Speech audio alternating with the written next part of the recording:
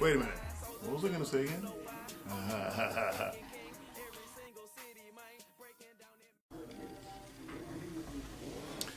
Okay, so today, the very first thing I'd like to do is say how happy I am that my backdrop is staying up. No, just as I say that, it falls down on me again. But no, it took a lot of time, believe it or not. But anyway, done. Now I can get to the point of the day. The matter at hand is Trump. I want to discuss President of the United States, Donald Trump. Very interesting topic, very topical at the moment. Everyone's talking about it, big issue. Mixed feelings, myself personally. A couple of reasons. So, number one, I guess it's kind of good that at least it's got me in the news. When I was in university, I was like a news junkie. I watched everything, I did all sorts of, and it was useful because I ended up picking a lot of investments and stuff that worked out fairly well and things like this. So I was kind of proud of myself in that regard. But lately I stopped watching the news completely. A couple of years ago, other than like a few little things and every now and then and stuff like this, I stopped watching the news because it was depressing. All it is people getting murdered or oil spills, stuff horrible for the environment and war and stuff that I just don't, I don't need that in my spare time every day. So stop watching. But now with the Trump and everything going on, I'm a little bit more engaged, more interested to know what exactly is going on in the world. How badly are we screwing things up? I guess it's still depressing, but now I guess I figure, bad news doesn't get better with age, right? Let's figure this out. Let's find out what's happening. So that's kind of been my overarching approach with the news, thanks to Trump. So that's kind of a good thing. I'm kind of a very conservative person, so I tend to like to see, more kind of, I guess, conservative things happening and things like this. There's a lot about the fiscal way things have been run in the United States that I don't think is all that great in certain ways. For example, there are a lot of trade deals with the United States that aren't fair. For example, Korean companies like Hyundai and places like companies like that can sell a lot of products, particularly automotive products, in the United States with extremely low tariffs and take advantage of the American markets. But American companies have a very difficult time, have very high tariffs when they try to sell into the Korean market.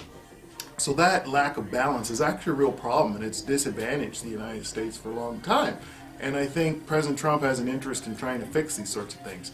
But the one problem with the United States is sometimes the cure is worse than the disease, right? The medicine, if it's got to work, it's got to be the worst tasting. That's kind of the way the Americans tend to look at things sometimes. And what we're seeing right now is, Trump's tearing up every trade deal the country's ever had, and that might prove to be a bit problematic. So I think also part of being a conservative person is wanting to conserve the environment. It's interesting that a lot of conservatives aren't interested in the environment. Like one of the things that happened was all the new regulations that allow coal companies to dump, all sorts of waste into American rivers and streams and everything. It's the Mississippi is going to become green, a fish with three eyes and things like this, like you see on The Simpsons. Okay, so a couple of ways to look at that. First off, I think it's horrible. I think it's very unfortunate to see the environment polluted. I think the environment is it's ours to steward. So we can throw it into the bin, or we can try to maintain it and keep it good and keep it clean, and we should do that. And when I say we, I mean humans, Americans, Canadians, everybody everywhere should be trying to put forward an effort to take good care of the environment. So at least that's my opinion.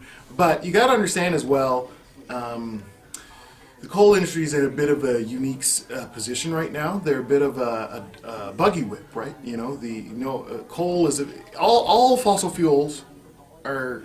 Maybe I'll have that on a different discussion because it's actually kind of sophisticated. But let's just call a spade a spade. It's only a matter of time for all fossil fuels are gone. They're going to be replaced. The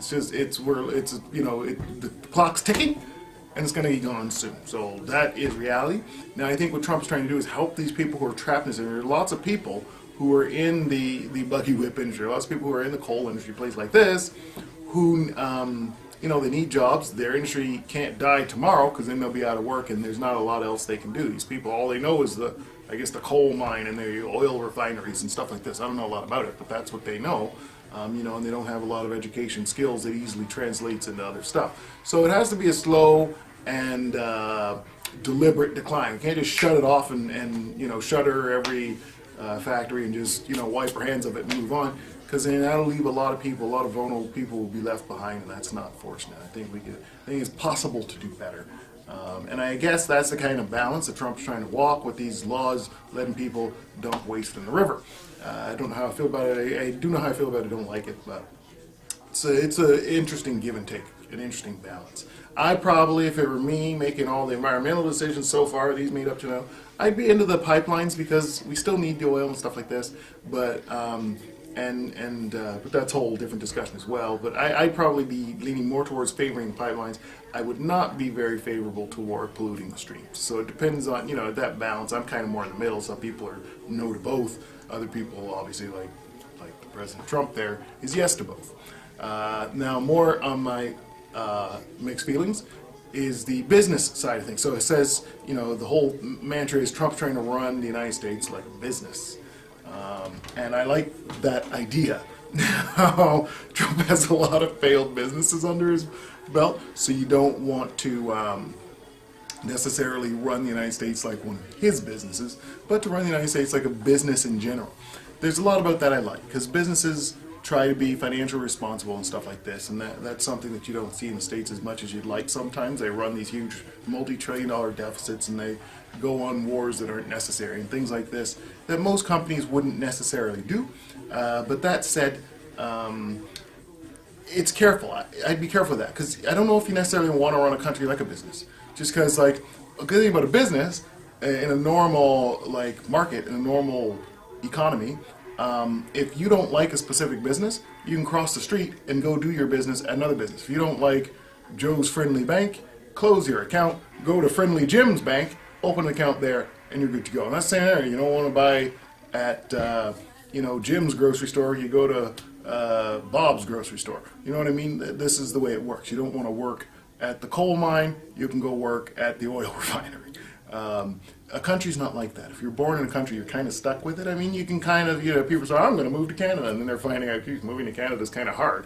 There's actual immigration policy in Canada. They don't just open the floodgates to everyone and things like that. So you can't really opt out of a country. You can opt out of a company. So if someone doesn't like the way a certain CEO or whatever is running a specific company, they don't have to be stuck there. But if I don't like the way my country's being run, I'm stuck with it. So you have to kind of be careful with how you treat. You can't run it like a company. You have to run a country like a country.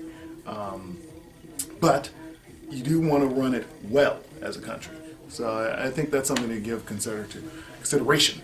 Now, the big reason why I can genuinely say mixed feelings, I can't really say, okay, yeah, I'm into it, or the real reason I slam on the brakes with regard to Donald Trump is the racial.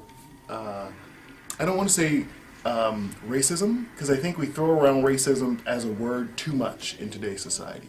I think I would call it a lack of racial sensitivity. So the Donald Trump administration is very racially insensitive, and I think that's causing a lot of friction and discomfort among visual minorities and stuff like this. And then obviously the Muslim ban and things like this. They're not, I don't know. My personal opinion is this isn't a good way for the United States right now. Now, I realize Donald Trump is very old. He's part of the old generation. These 70-plus-year-old people are trapped in a different paradigm. They actually remember the days where colored folks had to drink out of a different water fountain, and that seemed normal to them. That's the way they came up. So, a lot of what Trump does seems normal to him and his friends and supporters because that's the world they understand. They don't have a modern view of the world. I have a more modern view of the world because I never really saw that. By the time I came through, there was a movement toward actually treating people with freedom and equality.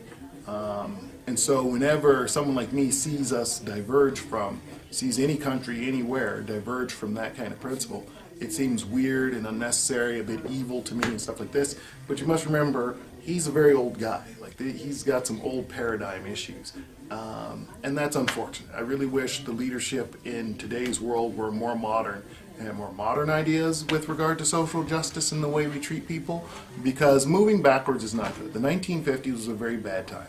It was a time when a lot of people were treated very badly just because of who they are, and I think that limited a lot of the productivity of nations and communities, and it made things harder, and a lot of energy was spent on stuff like protesting and avoiding mistreatment and things like this, where energy should be spent on being productive and coming up with new products and things like this.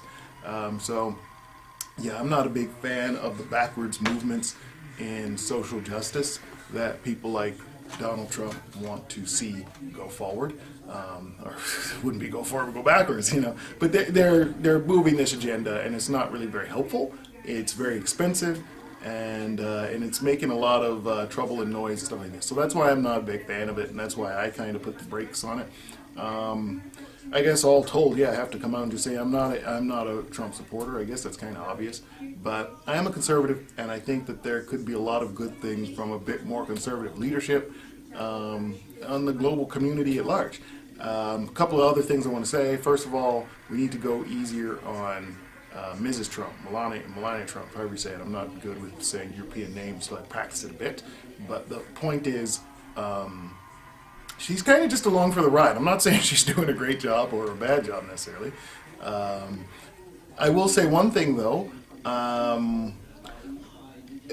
Basically, mimicry is kind of a compliment. So, you know, the one big, I guess, faux pas was a speech where it seemed like a lot of it was plagiarized from her predecessor.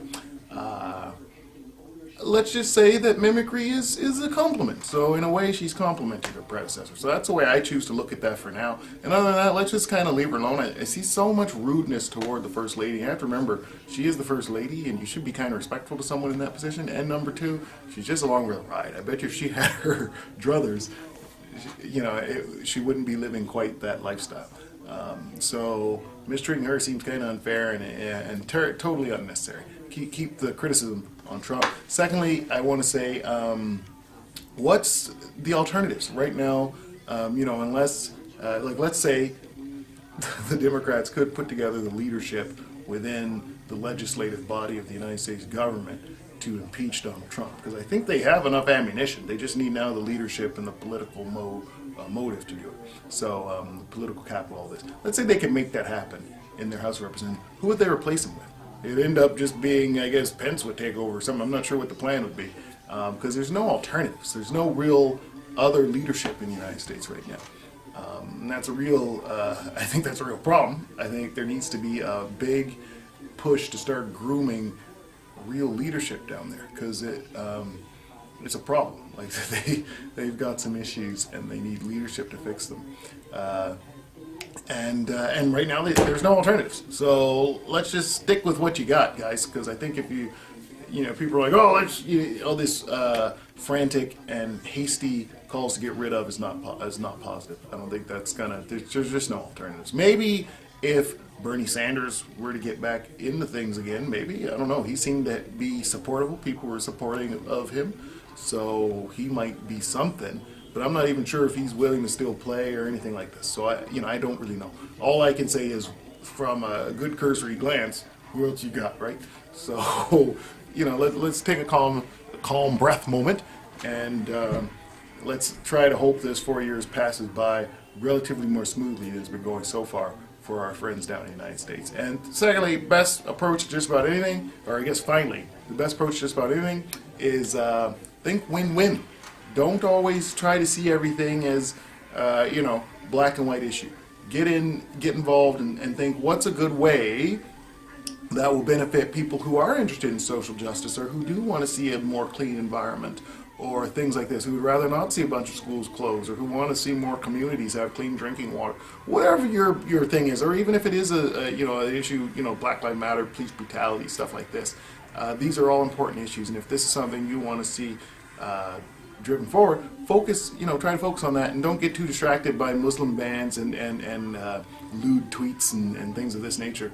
Because if you kind of set that distraction to one side and focus on what your true goals are and the true things that need to happen for the benefit of your community and this and that, then there's a much better chance that at the end of this interesting 4 years, you'll be a little bit better off. If you just focus on all that negative stuff, keep banging your head against the wall, his Twitter distractions and all this, then come 4 years, at the end of it all, you're going to see you have very little to show. You're going to be so bad off just because you were distracted on the wrong thing, you know, fighting over left wing, right wing, while the wealthy business people on Wall Street are eating the entire bird. So let's get that sorted. So that's pretty much where I am. That's what I want to say about Trump, and yeah, I hope maybe someone found it interesting or got a good chuckle out of it. And that's all I'm going to say about that. Peace.